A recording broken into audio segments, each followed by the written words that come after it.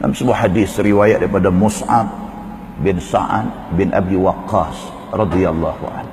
Anak Sa'ad bin Abi Waqqas, dia cerita hal pak dia, hal Sa'ad bin Abi Waqqas. Dia kata Sa'ad bin Abi Waqqas, bapa aku ni, pernah sekali dia perasan anna lahu fadlan ala man dunah. Dia duk perasan, kata dia ada kelebihan berbanding dengan orang lain. Walaupun dia jamin syurga, tapi dia manusia, slack sekali-sekala dalam hidup biasa. Kullu bani Adam khata'. Nabi kata tiap-tiap manusia itu ada salah dia, ada waktu, ada ketika, ada saat dalam pada duk jaga tersilap.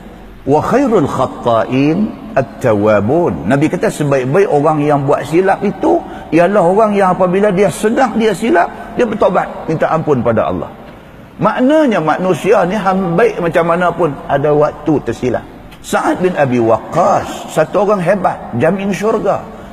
Satu hari dia terperasan, dia rasa seolah-olah dia ada fadlan, dia ada kelebihan berbanding dengan orang lain. Dia rasa dia special, dia rasa dia istimewa.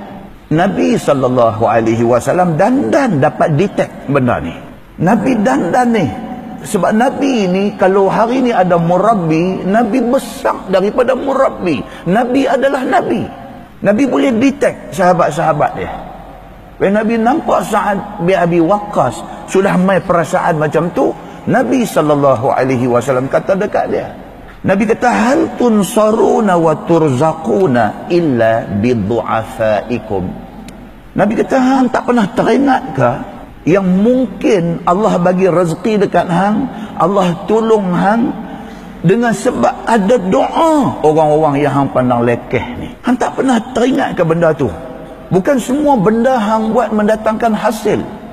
Kadang-kadang kita terhindar daripada satu kemalangan. Kita tak tahu, mungkin di sana ada beberapa orang, ada sekelompok orang, ada kawan kita yang sengap-sengap doa keselamatan kita.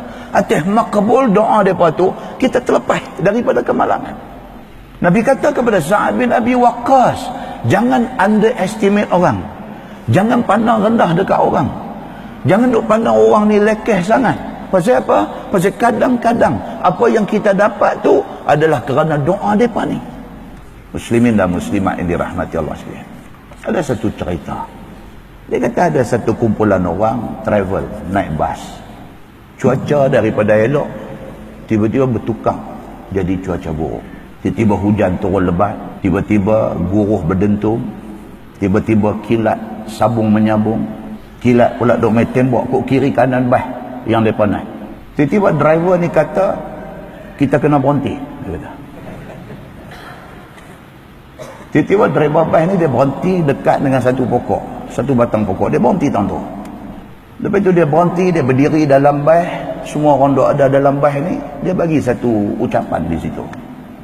Dia kata, aku dapat rasa, dia kata, dalam kalangan kita yang duk ada atas bas ni, ada seorang daripada kita ni ajal dia hari ni. Dengan kerana dia ajal dia dah tertulis dah hari ni, dan dia duk ada sama dengan kita atas bas ni, dia kata silat-silat hari bulan kita satu bas nanti jalan sekali. Semua pakat duk tengok dia. Driver bas ni kata, dia dengar elok-elok ni aku nak cakap ni, minta tolong setiap seorang daripada kita termasuk saya turun seorang-seorang daripada bas ni pergi pegang pokok tu. Kalau tak ada kena apa, tak kena sambang kilat, main naik balik atas bas. Lepas tu next turun sampai habis atas bas ni. Kalau siapa yang memang ajal dia hari ni, dia kata dia pegang, pang dia kena, dia mampus seorang kita belah. Demi untuk semua orang atas bas ni, hak seorang ni mesti kena pergi. So driver ni kata, saya mula. Dia turun dengan hujan, dengan kilat duk main dengan apa, dia turun pergi pegang pokok, tak ada apa, lega. Dia pun takut juga takkan dia. Okey, tak ada apa, alhamdulillah dia naik balik atas bas. Seorang lagi turun, masing-masing sama macam dia, turun pergi pegang, tak ada apa, alhamdulillah naik. Mana dia bukan dia dah, seorang. Sehinggalah kawan yang penghabis. Kalau bas 45 orang, 44 orang pergi pegang, okey dah. Hak nombor 45 ni kecok pucat muka ni. Dia kata makna kalau semua selamat, confirm aku, dia kata. So bila dah tinggal dia seorang, 44 orang turun pegang selamat, tinggal dia seorang, semua hak duk ada atas bas ni, mata pakat tengok dia hak seorang ni, tengok ni dia kata with accusing eyes. Mata ni tengok memang kata hang ah.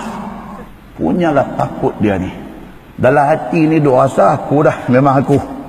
Dan dia tak mau turun. Depa yang lain atas bas force dia, paksa dia, hang turun. Memang hang lah punya pasal ni, hang turun. Dia turun dengan hati yang berat. Dia kata with 100% with fear of death in mind. Dia turun pi tu 100% dia yakin lah memang dia pegang kena gila habis. Dia turun pi, bismillah pegang. Tiba-tiba, ini yang takut ni. Saya masa dapat mesej ni pun baca ketang juga. Walaupun bukan hadis. Dia kata dia turun pi, dia pegang pokok tu. Tiba-tiba dia kata, there was a huge sound of thunder and lightning. Tang, dia kata, came down and hit the bus. Dia seorang turun. Dia turun pergi, dia pun pegang. Elok-elok pegang. Pang, kata bunyi. Bas kena. And kill each and every passenger inside the bus. Mati semua ada atas bas ni. Rupa-rupanya kerana dia satu bas selamat. Orang duk kata kerana dia, mereka mungkin tak selamat. Rupa-rupanya kerana dia duk ada atas bas tu, satu bas selamat. Bukan hadis, jangan hangguk sangat. Dengar saja cerita dia.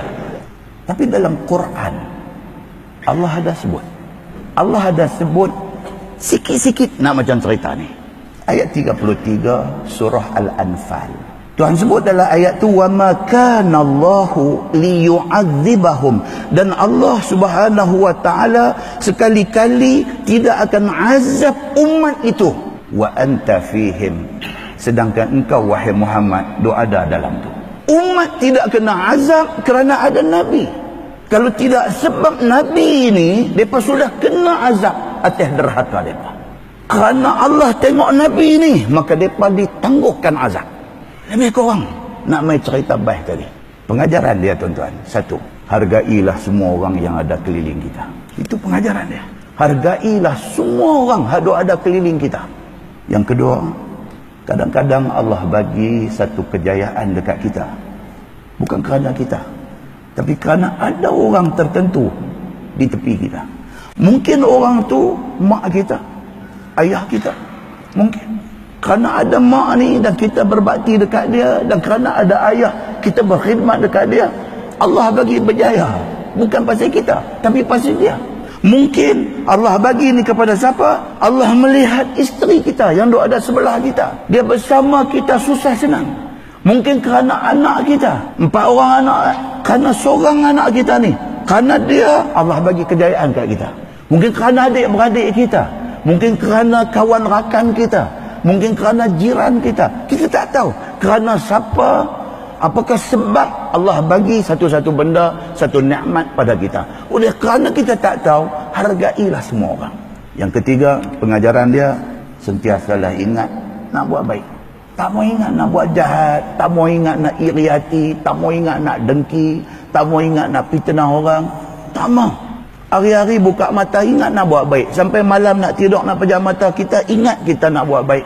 Jadilah satu orang yang sentiasa ingat nak buat baik. Dalam sebuah hadis riwayat daripada Abi Sa'id Al-Khudri radhiyallahu an, dia kata Nabi sallallahu alaihi wasallam bersabda, Nabi kata la yashba'a mu'min min khair yusma'uh min khairin yasma'uhu hatta yakuna muntahahul jannah, atau kama qala, hadis hasan riwayat Imam At-Tirmizi.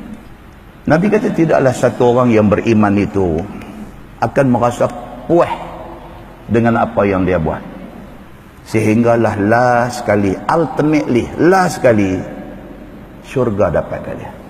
Selagi dia tak dapat syurga, kalau dia orang yang beriman, selagi tidak confirm syurga tu hak dia, selagi itu dia tidak akan kenyang, tidak akan puas buat baik. Dia sentiasa nak buat baik. Pasal apa? Pasal dia tak tahu lagi syurga ni confirm tak lagi kat dia. Kalau betul dia orang yang beriman, Nabi kata dia akan sentiasa nak buat baik. Pasal apa? Pasal dia nak confirm syurga jadi hak dia. So jadilah kita orang yang sentiasa ingat nak buat baik. Mudah-mudahan mukaddimah itu memberi manfaat kepada kita, insya-Allah.